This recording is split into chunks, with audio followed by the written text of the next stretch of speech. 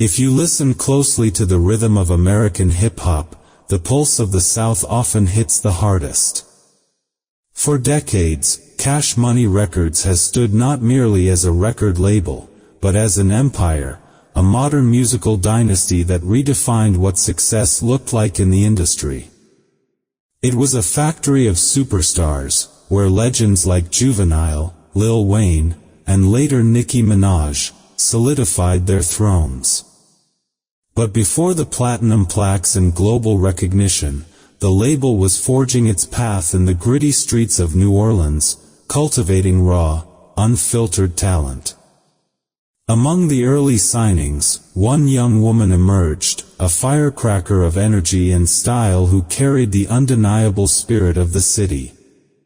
She was just 12 years old when she signed her name to the growing empire, a clear sign of the prodigious talent Baby and Slim saw in her. She was crowned the queen of bounce music long before the genre took over the charts, captivating crowds with her strong, wild, and sexual lyrics that set the block parties alight.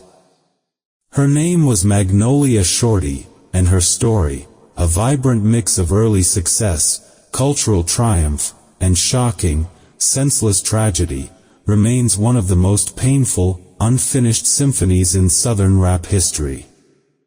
What price did this young queen pay for her crown in the Magnolia Projects, and can her brief, explosive legacy ever truly be measured? The story of Melissa Green, known to the world as Magnolia Shorty, begins in the heart of New Orleans, Louisiana, where she was born on September 30, 1982. Her formative years were spent in the infamous Magnolia Projects, a place where opportunity was scarce and the sound of music often provided the only true escape. It was here, amidst the concrete and the hustle, that her foundational musical talent was first nurtured. Her connection to music was genetic. Her father was a professional musician who sang and played the keyboard across Louisiana, sharing stages with legendary artists of the era, including Fats Domino. This family link to performance established a profound yet complicated blueprint for her life. Growing up was difficult, especially after her parents separated, but Melissa channeled her restlessness into the rhythms of hip-hop and R&B. Her mother, recognizing the depth of her daughter's ambition, supported her dreams by buying her a small tape recorder. This simple device became her training ground. She started writing her own rhymes, taking her career seriously from an extremely young age. Performing alongside her cousin, Katie Black, she quickly made a name for herself in the neighborhood, electrifying block parties and cookouts with her unique flow. Everyone in the city supported her, and she had an infectious energy that demanded attention every time she touched the microphone. A key figure in her early career was the future No Limit artist, Soulja Slim, who was then known as Magnolia Slim. It was Soulja Slim who bestowed upon her the moniker that would become her stage identity, Magnolia Shorty. Soulja Slim, signed to Hype Enough Records at the time, recognized her potential and brought her to the label while she was still in middle school. However, her true destiny lay with the rising behemoth, Cash Money Records. It was their artist, BG, another friend from her youth, who introduced her to the label heads, Baby, Birdman, and Slim. Her reputation from the New Orleans streets, her buzzing name from the block parties, was too loud to ignore, compelling the label to sign her. At just 12 years old, Melissa Green became an official artist for Cash Money Records. This relationship quickly developed into something deeper than a mere business arrangement. Baby and Magnolia Shorty shared a close, almost father and daughter bond, with Baby becoming a protective figure in her life. Her influence even extended to the recruitment of other talent, as she later introduced the artist Turk to Baby and Slim. Before her, Cash Money Records had signed another young female rapper, Miss T, who was 14 and considered herself the first lady of the label. Though she and Magnolia Shorty initially clashed, they soon grew close like sisters. Under the guidance of Baby, she entered the studio with the legendary producer Manny Fresh. The result was the instant South hit, Monkey on the Stick. The track, full of raw energy, was recorded in a single take and quickly flooded the airwaves from radio to the clubs. This success solidified her status as a hood star and cemented her title, Queen of Bounce Music. With a promising career underway, Magnolia Shorty also found stability in her personal life, marrying her high school sweetheart, Carl Bridgewater. Now married and holding a record deal, she felt she could focus on elevating her career. She began appearing on albums like Juvenile's Soldier Rags with the track, Third War Soldier. Everything was set for her ascension to national stardom, yet the path of the Queen of Bounce Music soon became unexpectedly silent.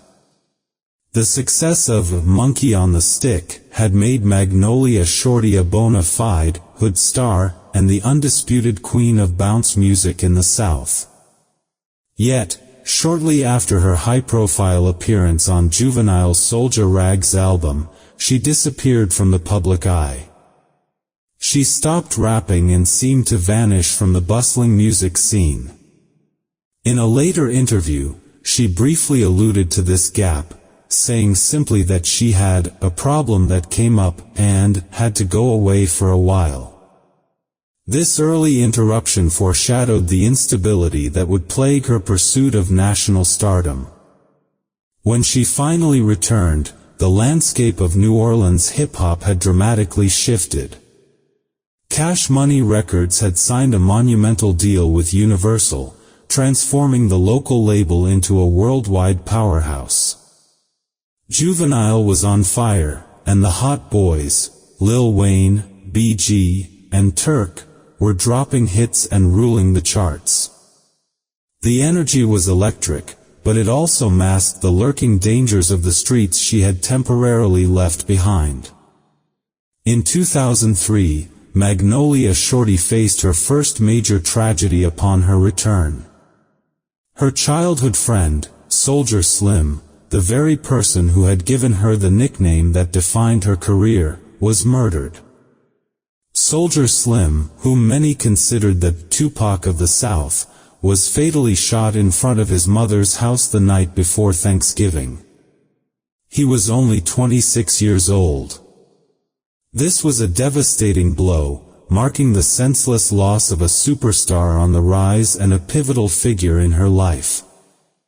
Just a year later, as she attempted to regain her footing in the music industry, the entire structure of New Orleans life was shattered by the arrival of Hurricane Katrina in August 2005. The Category 5 storm left the whole city underwater and claimed over 1,800 lives. The event became a defining national moment, highlighted by the raw, emotional criticism from Kanye West on national television, who accused President George Bush of not caring about black people. It was a collective crisis of conscience for the nation, watching the victims, the elderly, the sick, and babies, stranded for weeks without basic necessities. Amidst this chaos, the hip-hop community mobilized. Artists like Lil Wayne, Birdman, Master P, Juvenile, and Diddy organized to raise money and provide aid for the victims. In this spirit of cultural resilience, the No Limit artist Mia X organized shows and concerts for the evacuees living in Texas. She reached out to Magnolia Shorty to perform. This tragic displacement inadvertently became a new launchpad for her career. Magnolia Shorty took the stage constantly, performing up to 8 shows a day to earn money. More importantly, it was an honor for her to perform for the hurricane victims, bringing a piece of their New Orleans bounce music culture back to life. Through these performances, she became widely popular across the South, especially in the areas where evacuees had relocated, like Houston, Atlanta, and Memphis. Her name began to buzz once again in the industry. By this time, the female rap scene was booming with artists like Missy Elliott, Eve, Trina, and Remy Ma making noise.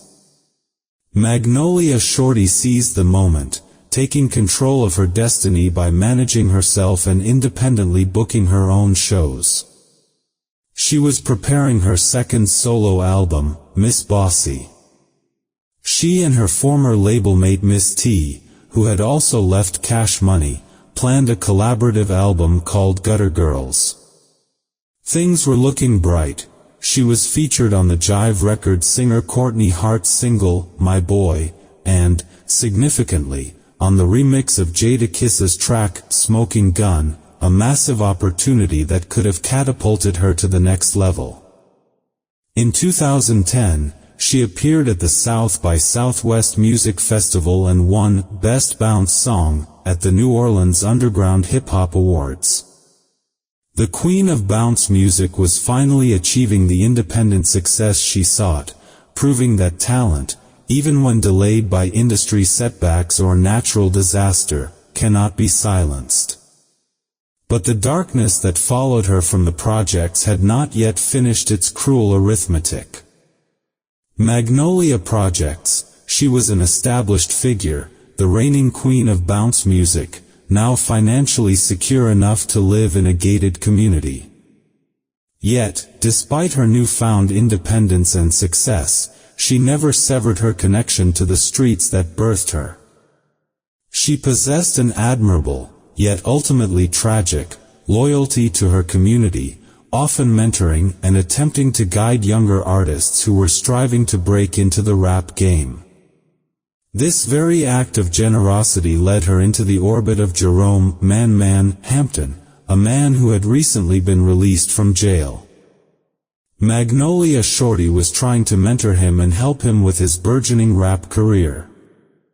Her family, recognizing the dangerous path she was walking, warned her vehemently against associating with Hampton due to his criminal past.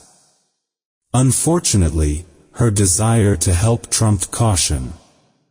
The setting for the tragedy was mundane and deceptively peaceful. It was 12:30 p.m. in the afternoon, just 5 days before Christmas, on December 20, 2010. Magnolia Shorty was pulling up to her apartment inside her gated community. She was home briefly to pick up some clothes before heading out of town for a scheduled show in Florida. She was sitting in the car with Jerome Hampton. Then, the calm was shattered by an explosion of sudden violence. 2 cars unexpectedly pulled up and blocked her vehicle, trapping them both. 4 individuals immediately exited the vehicles and unleashed an unceasing volley of gunfire into the car. The attack was merciless and absolute. Reports even suggested some of the shooters were standing on top of her car as they fired. When the scene was finally cleared, the horror was evident. Investigators found approximately 100 shell casings, a stark testament to the brutality of the attack. Both Magnolia Shorty and Jerome Hampton were killed in the double homicide. The final, heartbreaking statistic was that the queen of bounce music had been struck by 26 bullets. The sheer overkill and focused brutality pointed toward a gang-related execution, and subsequent police reports suggested a crushing truth. The hit was actually intended for Jerome Hampton as an act of revenge stemming from an ongoing gang feud. The vibrant artist, the talented star who had overcome the obstacles of the projects and the devastation of Katrina, was simply in the wrong place at the wrong time. Her life, which was dedicated to music and helping others, was snuffed out instantly as a tragic consequence of street violence she was trying to leave behind.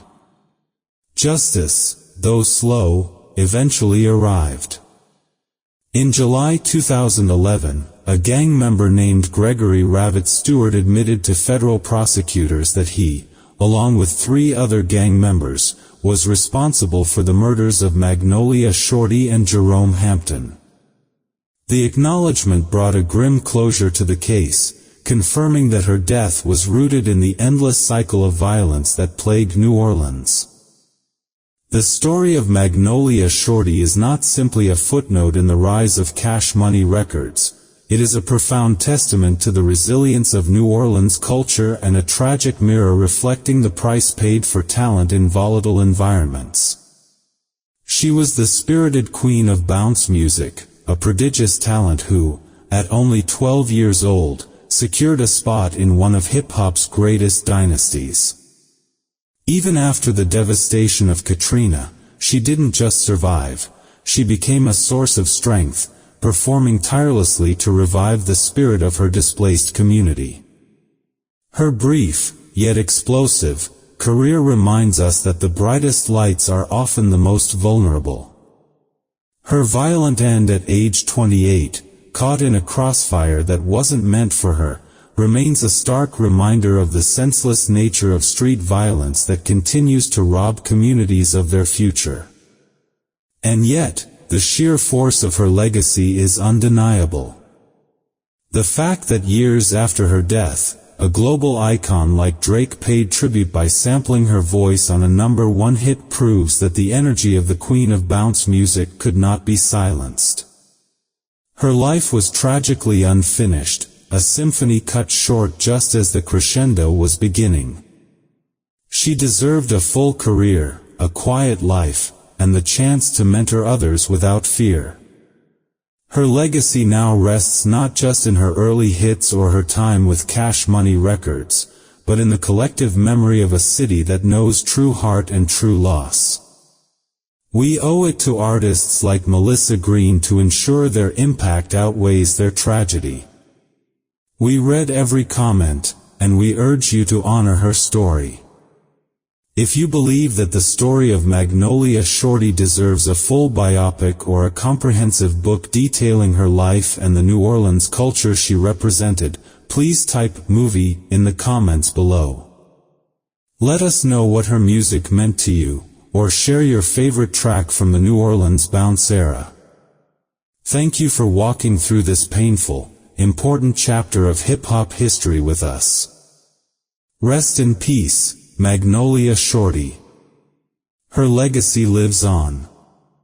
%8F, %20 TAS, %205%, 3A%, 20G%, C3%, B3C, once %20 promised, %20 her.